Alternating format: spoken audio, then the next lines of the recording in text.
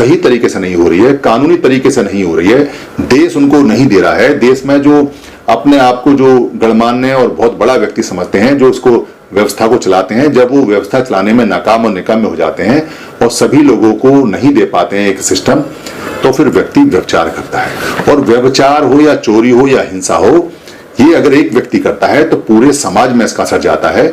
जो ऊपर के लोग हैं, जो उसको मजबूर कर रहे हैं, उनके घरों तक भी पहुंचता है, बल्कि उनके घरों में तो परमानेंट पहुंचता है, क्योंकि उनको करवाने का और करने का दोनों ही पाप मिलते हैं, इसलिए पुण्य उनको जरा भी नहीं मिलता। बेशक वो पर्दे के पीछे रह के करें, मगर पाप उनको ढूंढ ही लेता है। ये भगवान बुद्ध की थ्योरी है, जो बिल्कुल 100% करेक्ट है। तो आप जब व्यभिचार के लिए किसी को करते हैं तो उसकी शिक्षा छीन लेते हैं, या उसकी शिक्षा छीन लेते हैं तो वो सही और गलत का अंतर नहीं जानता। उसको मजबूर करते हैं, उसको बलात्कार करते हैं, उसको जबरदस्ती करते हैं, उसको भूखा रखते हैं, उसको दवाई नहीं देते हैं, उसको बीमारी में अस्पताल नहीं देते हैं, उसके परिवार वाले तड़प तड़प के मर जाते हैं, उनके पास सही खाना नहीं होता, उनके पास सही घर नहीं होता, उनको कीड़े मकोड़े जैसी जिंदगी मिलती है। जब उनके दिमाग घूमता है और जब उनको इस बात का पता चलता है कि देश में उनका बराबर का हिस्सा है, फिर वो पूरी तरह से व्यभिचार करने के लिए आ जाते हैं। चाहे फिर उसकी सजा कुछ भी हो, चाहे कैसा भी उसके लिए दंड हो। वैसे भी व्यभिचार को बहुत जगह परंपरा में महिमा मंडित भी किया गया है, इसलिए व्यभिचार लीगलाइज तरीके से भी हो रहा है। यानी कि व्यभिचार करने वाली की लोग जय जयकार करते हैं। जो व्यभिचार करता है, जो मिथ्या आचरण करता है, जो झूठा आचरण करता है और उसकी जय जयकार होती है, तो फिर वो एस्टैब्लिश हो जाता है, वो जम जाता है। भारत में ये बहुत तेजी से बुद्ध के जाने के बाद या बुद्ध को खत्म करने के बाद में ये फैला है। और मिथ्या आचरण का यानी मिसकंडक्ट का, गलत व्यवहार का लोगों ने बड़ी महिमा मंडित की है। और उनको जब न्याय में उनको दंड नहीं मिलता और वो दंड से बच जाते हैं, तो बाकी लोगों की भी हिम्मत बढ़ जाती है, इससे ये बढ़ जाता है। तो भगवान बुद्ध ने कहा है कि सम्मा कम्मंतंग में या सम्मा कम्मों में या सही काम में किसी भी हालत में मिथ्या आचरण नहीं करना चाहिए, ये बिल्कुल गलत है। और चौथा कहते हैं सुरा मेरे मज्जे पामादिठाना वीरमणि, यानी कि किसी तरह का नशा या प्रमाद नहीं करना है, ये चौथा आता है। तो एक करना है और एक करवाने के लिए मजबूर करना है। करना तो आदमी अपनी इच्छा से करता है, जब उसके अंदर राग होता है या द्वेष होता है या मोह मूर्ता होती है, जब वो खुद की इच्छा होती है या किसी का नुकसान होता है। मगर करवाने वाला जो, वो ज्यादा खतरनाक है।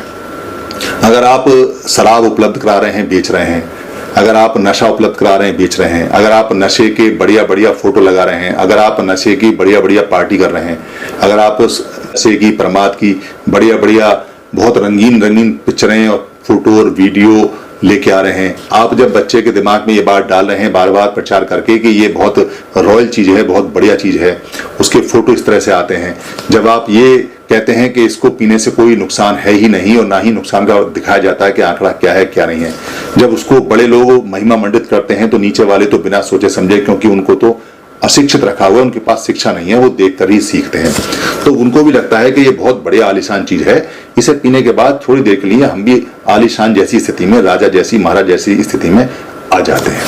तो इस तरह से वो इसका शोषण करते हैं। जब आप किसी को लालच देते हैं, लालच देके उसको कहते हैं कि नशा पता करो क्योंकि इसका फायदा है, या आप किसी का शोषण करते हैं तो उसको पिलाते हैं, या कभी किसी की हत्या करने के लिए या हिंसा करने के लिए उसको नशा पता पिलाते हैं, ये सब चीजें सारी की सारी चीजें आती हैं। और इनमें जो सबसे खतरनाक है वो है दिखावा और व्यापार। यानी दिखावा बहुत ज्यादा होता है नशे का। सिगरेट हाथ में लेके लड़कियां बड़े स्टाइल में पीती हैं, फोटो खिंचवाती हैं, शराब पी के आजकल फेसबुक वगैरह पे खूब फोटो आते हैं, ऐसा लगता है जैसे कितनी बड़ी अचीवमेंट हो गई है, जवाब नहीं इसका।